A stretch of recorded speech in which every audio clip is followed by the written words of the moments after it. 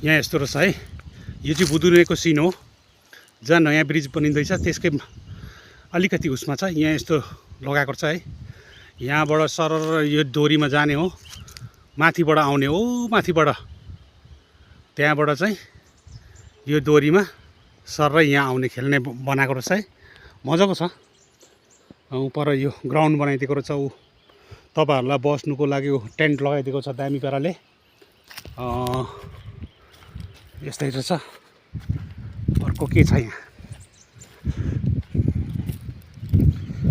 यो जालीहरू बनाइदिएको रहेछ तपाईँहरूलाई, अप्टिकलहरू यहाँ दामी चाहिँ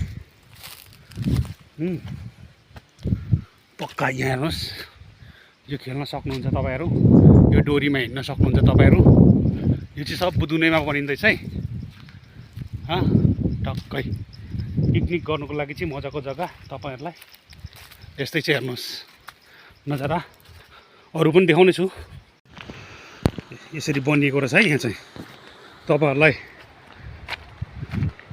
यो टेन्ट हो, मुनि पक्का छ है। यहाँ हेर्नुहोस्, मुनि फर्स पक्का हो, भित्र चाहिँ अब तपाईँहरूलाई अहिले देखाउने छु। थुप्रो छ यहाँ। एउटा रुममा चाहिँ तपाईँहरूलाई गएर देखाउने छु म है। यो सब होमस्टे बनिएको चाहिँ यो बुदुनेमा हो, तपाईँहरूलाई देखाउने छु। यहाँ भाइहरूले काम गर्दैछ, भाइहरूले। यता सानो एउटा दोकान पनि रहेछ यहाँ मुनि।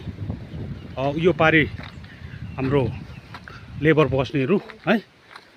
यस्तै छ। यहाँ भित्र तपाईँहरूलाई नजारा देखाउने छु म। यहाँ हेर्नुहोस् कस्तो कस्तो बनिन्छ।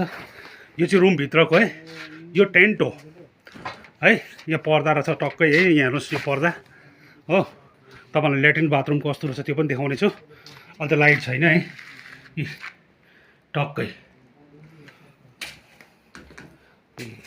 यो वास बेसन, टोइलेट, फ्ल्यास, यो सब लाइट पनि बन्दोबस्त गरेको छ। लाग्छ लाइट, बल्ब होल्डर लागिरहेछ हो। यस्तै छ यहाँको चाहिँ नजारा बुदुनेको चाहिँ। यी भाइहरू काम गर्दैछ यहाँ हो। यो तल एउटा दोकान छ। पिकनिक खेल्नको लागि तपाईँहरू सबै यहाँ आउनुहोस्। पालाको भन्दा पनि दामी हुनेछ पछाडि।